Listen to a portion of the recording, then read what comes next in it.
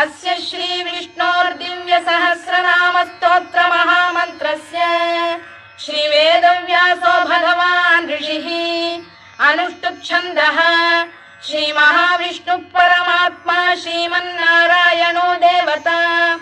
अमृतांशुद्भवो भानुरिति बीजम् देवकी नन्दन श्रेष्ठेति शक्तिः उद्भवः क्षोभणो देव इति परमो मन्त्रः शङ्खबृन्नन्दकी चक्रीति कीलकम्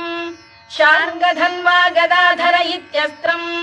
रथाङ्गपाणिरक्षोभ्य इति नेत्रम् त्रिसामासामरः सामेति कवचम् आनन्दम् परब्रह्मेति योनिः ऋतुः सुदर्शनकाल इति दिग्बन्धः श्री विश्वरूप इति ध्यानम् श्री महाविष्णु प्रीत्यर्थे सहस्रनाम जपे विनियोगः।